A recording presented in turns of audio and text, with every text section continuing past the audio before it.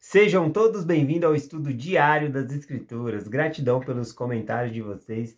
Gostei muito de um comentário aqui da Ilza Nascimento. Ela compartilhou que antes dela se batizar, ela sonhou com o templo, todo mundo de branco, tá bom? Então, eu convido vocês sempre a estarem lendo os comentários que estão aqui no canal. Hoje eu vou falar um próprio comentário meu aqui, uma experiência que eu passei nesse domingo, que foi o treinamento no Coro de Eldre. A gente ajuntou, né, o Coro de Eldre com a Cidade de Socorro.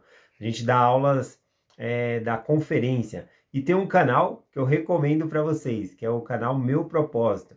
Ele tem um quadro lá chamado Conferência Comentada. Então ele sempre pega um discurso da conferência e comenta no canal dele, e é ótimo. E esse domingo eu usei uma mensagem que o Adriano, né, do canal Meu Propósito, utilizou no canal dele. E é uma ideia que eu passo para vocês, né? Se sentir, possam fazer com vocês aí no coro, com a Cidade de Socorro e assim por diante.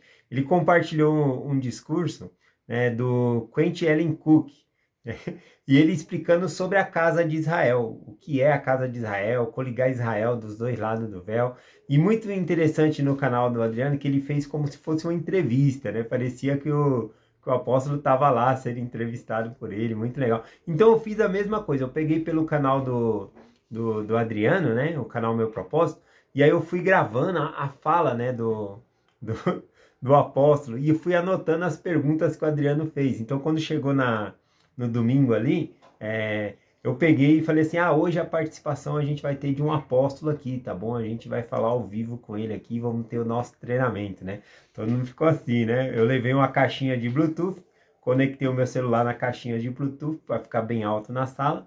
E aí eu falei, hoje a gente tá aqui, né? A gente vai fazer um treinamento sobre coligação de Israel.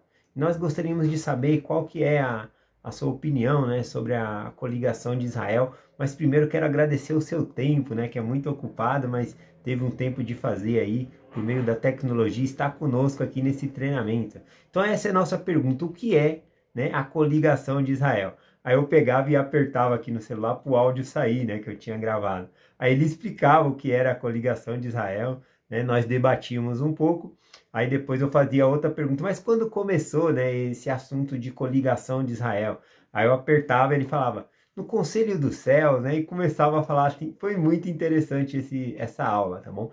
A aula do Coro e Sociedade de Socorro agora já faz um tempo já, tá bom? É 15 a 20 minutos só. O resto é práticas, né? Nós devemos fazer práticas nessas aulas. Então, após essa aula, a gente foi nos computadores, dá para fazer pelo celular, fazer história da família, imprimir nomes para ir ao templo, fazer genealogia e assim por diante. Então, a gente tem que pegar essa prática de sempre fazer prática na aula do Core e da Cidade de Socorro, tá bom? Se vocês quiserem ideias, mandar mensagem no meu WhatsApp, falar como funciona, ideias de várias práticas que pode ser feita, que eu tenho feito, que eu achei muito legal, só mandar mensagem aí. Então vou recomendar para vocês o canal Meu Propósito, vou deixar justamente a mensagem do Adriano, ele já gravou outros vídeos já, tá bom? Mas vou deixar esse vídeo aqui que fala dessa entrevista com Quentin Ellen Cook, tá bom? Que vocês podem pegar a ideia e fazer aí nas aulas de vocês. Vamos lá para a mensagem de hoje, eu vou compartilhar aqui com vocês, Mateus capítulo 21, a partir do versículo 33. Ontem nós compartilhamos a parábola do homem que tinha 2 filhos e ele mandou para a vinha, né, trabalhar. Um falou que não ia, mas se arrependendo foi, o outro disse que ia, mas não foi, né? E aqui ele conta na mesma sequência para os fariseus, tá bom? Uma outra parábola, tá bom? Começando aqui no versículo 33, ele diz assim, ouvi ainda outra parábola. Houve um homem, pai de família, que plantou uma vinha e circundou-a num valado, e construiu nela um lagar, e edificou uma torre e arrendou aos lavradores e asentou-se para longe. Bom, então aqui ele fala do pai de família, né? O pai de família representado nessa parábola aqui é o Pai Celestial, bom? E aí ele continua falando que ele plantou uma vinha, né? Circundou-a de um lavado, ou seja, ele fez ao redor dessa vinha, ele colocou um muro, né, para proteção. Isso significa, ele está falando da nação de Jerusalém aqui, a casa de Israel, tá bom? Ele está falando da casa de Israel, que ele cercou ela, cuidou, protegeu, tá bom? Então ele cercou e protegeu essa nação sempre aqui. E ele continuou falando assim, construiu um lagar, que é o lugar onde pisa, né, as uvas. Então na própria ali dava, na própria vinha que ele fez, ele construiu o lagar para se jogar a uva ali, pisar e fazer o suco. Ele deixou tudo preparado, assim como ele deixou a terra preparada para nós, com frutos, para que nós possamos colher, né, ter trabalho, colher, né, do suor do nosso rosto, colher o nosso pão e desfrutar das maravilhas, né, que Deus ele dá para nós. Então eu achei interessante essa parte aqui. Ele continuou falando, né, que ele edificou uma torre. Na torre fica o quê? Fica um guarda, um atalaia, muitas vezes o profeta, né, para nos alertar dos perigos, né, da vida aqui. E aí ele fala aqui que arrendou aos lavradores. Arrendou seria alugar, né? Naquela época era muito comum ele alugar o terreno, e aí as pessoas, como que ia funcionar? Funciona como se fosse uma cooperativa, né? Várias pessoas estão trabalhando ali, e elas pagam o gasto, e depois o que sobra é deles, tá bom? Então é como se fosse um arrendamento, tá bom? Então era um aluguel, mas quando o senhor voltasse, ele na época de fruta, ele ia pegar a parte desse lucro. Ou seja, nós temos aqui na nossa vida saúde, emprego, todas as coisas. Tudo Deus deu para nós, né? Providência nessa terra para nós existir, para nós vivermos. Mas também uma parte disso a gente deve dedicar ao Senhor, inclusive a nossa própria vida, o nosso próprio tempo. Uma parte do nosso tempo também nós devemos dedicar a Deus, tá bom? Uma parte do que eu ganho, assim por diante. Não posso pegar tudo, eu tenho que ajudar o próximo e assim por diante. Então essa parábola é bem interessante, que fala sobre esse pai de família, né? Que fez essa vinha e colocou pessoas ali para trabalhar, tá bom? Vamos continuar aqui o versículo 34. E chegando o tempo dos frutos, enviou os seus servos aos lavradores para receber o seu fruto.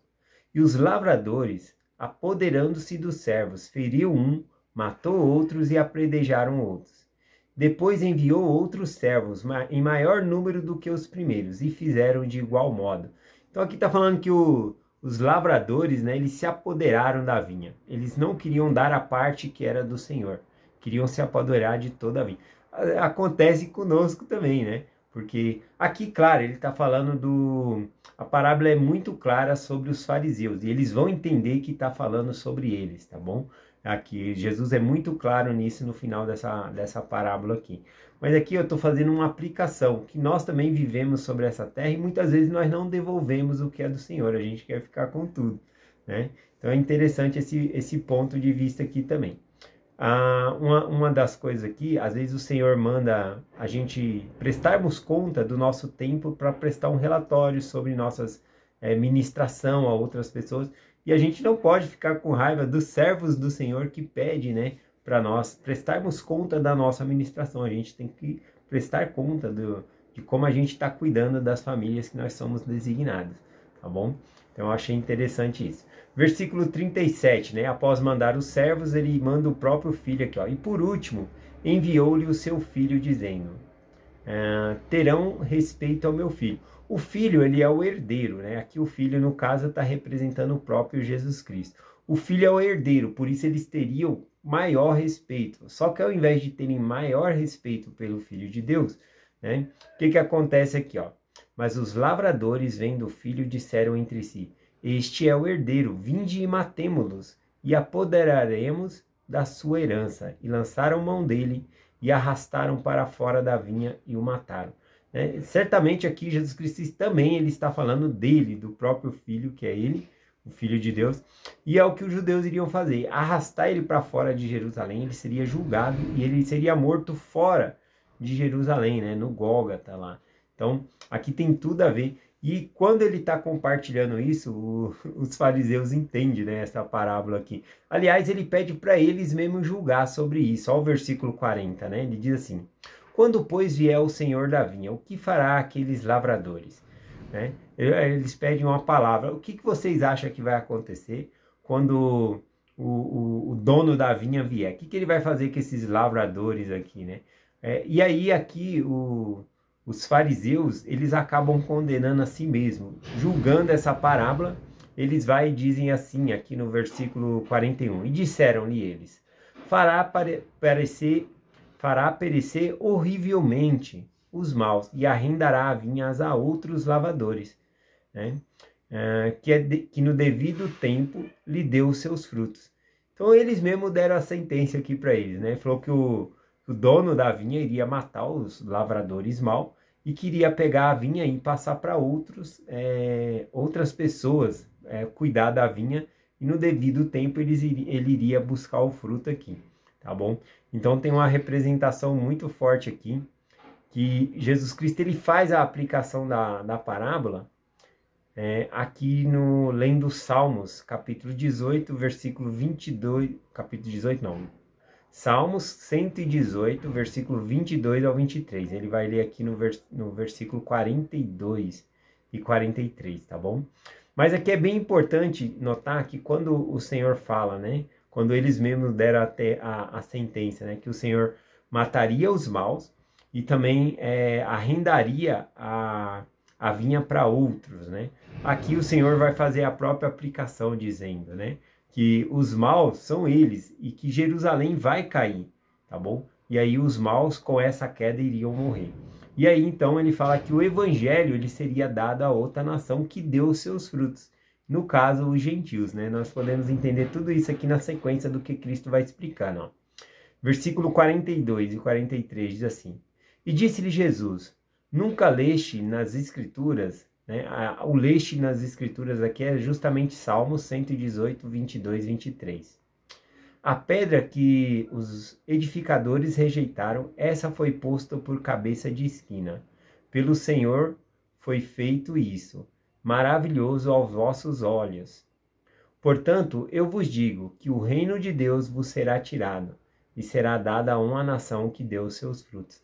Então aqui eles entendem, né, que a pedra de esquina que foi rejeitada é a pedra ângulo, né? É a pedra de esquina que sustenta um arco de uma porta. Essa é Jesus Cristo, e ele foi rejeitado. E por ele ser rejeitado entre o seu povo, o que o Senhor falou?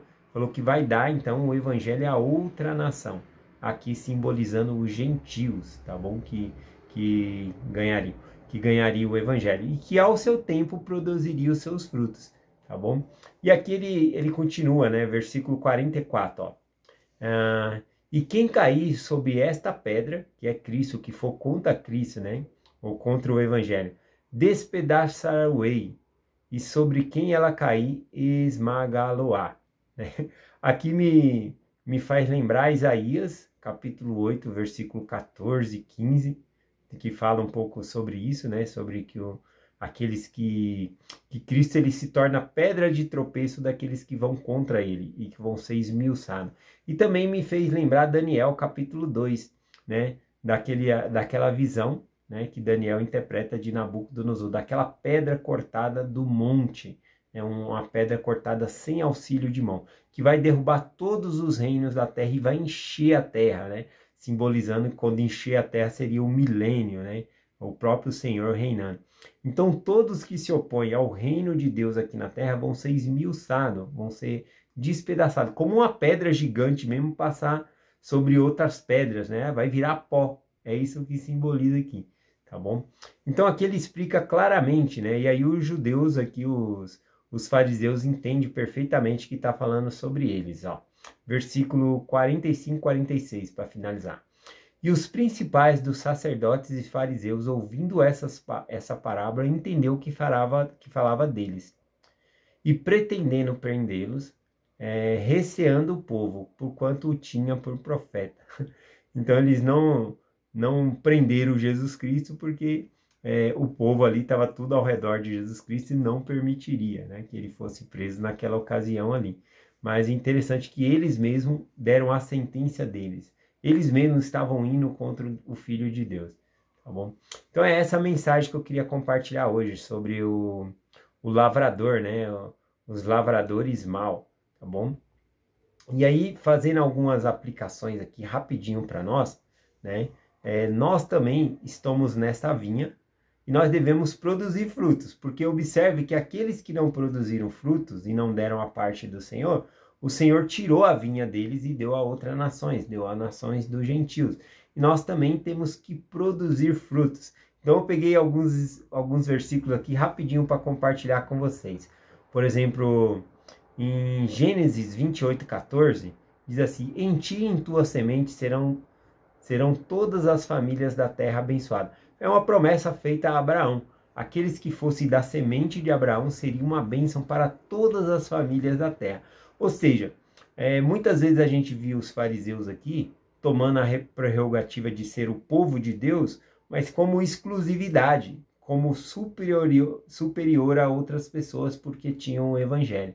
Mas na verdade eles tinham o evangelho para abençoar outras famílias, que é a promessa de Deus. Essa era a ideia, o projeto de Deus desde o começo, dito aqui a Abraão, né, que aqueles que tinham o evangelho tinham que abençoar todas as famílias da terra, que é o que fazemos hoje. Nós compartilhamos o evangelho com todas as pessoas e disponibilizamos o templo para as pessoas entrarem e fazer convênio com o Senhor. Né? Então todas as pessoas podem entrar no templo. Só basta fazer o quê? Fazer o mesmo processo, ser batizado, ser um membro fiel, receber uma recomendação e entrar no templo e fazer convênio com o Senhor. Então o propósito do Evangelho é abençoar todas as famílias da terra. Então nós, produzir frutos para o Senhor é abençoar outras famílias, a fazerem convênio com o Senhor. Né? Tem aqui que eu marquei também, Esther 4, né, capítulo 14, que é quando os judeus eles estavam sentenciados à morte, né? E aí Mardoqueu, né, foi falar com Esther para ela falar com o rei para tirar aquele decreto, fazer alguma coisa para que os judeus não fossem mortos. E ela ficou com medo, mas se eu se aproximar lá, ele vai me matar, porque tem que ser chamada, né, para entrar na presença do rei. Não posso simplesmente entrar lá. E aí o Mardoqueu, né, que era tio dela, acabou lembrando ela, quem sabe foi para este tempo que você foi colocada aí como rainha. E isso me fez lembrar que a gente não está por aqui por acaso. Se você está nesse tempo e você faz parte do reino de Deus, você está aqui por um motivo e você deve ajudar a outras pessoas. Não é por acaso que você tem o emprego que você tem, as coisas que você tem, é para ajudar outras pessoas, para contribuir no reino de Deus, tá bom? E o último aqui que eu coloquei é Atos capítulo 1, versículo 26. Aqui fala a ocasião em que Matias, ele é escolhido, tá bom? No lugar de Judas, né? Para completar o coro dos 12 apóstolos, Judas, que havia se matado, né? Porque traiu Jesus Cristo, ficou uma vaga aberta no coro dos 12. E eles fizeram uma votação unânime, e aí a votação veio sobre Matias, e aí então ele completou. O que eu tenho para aprender com isso? Judas, ele fazia parte do coro dos 12 apóstolos, mas como ele não apoiou, né? Ele não foi avante no reino de Deus, não ajudou, ele foi tirado e outro foi colocado no lugar. Né? Se eu sair do evangelho, quem perde sou eu. Outra pessoa vai fazer o meu chamado, vai cumprir as coisas que precisam ser feitas no reino, tá bom? E eu que fico de fora, excluído, né? Então eu não posso pensar com ar de superioridade, se não for eu, não vai, ou coisa assim, nada a ver. Tá bom? Deus ele substitui aqueles lavradores, como ele fez lá nessa parábola. Ele substitui os lavradores que não dão frutos. É isso que significa essa parábola e os fariseus entendem perfeitamente isso e saem bem com raiva, né, nessa ocasião. Mas é essa mensagem que eu quero compartilhar com vocês hoje. Em nome de Jesus Cristo, amém. Até amanhã.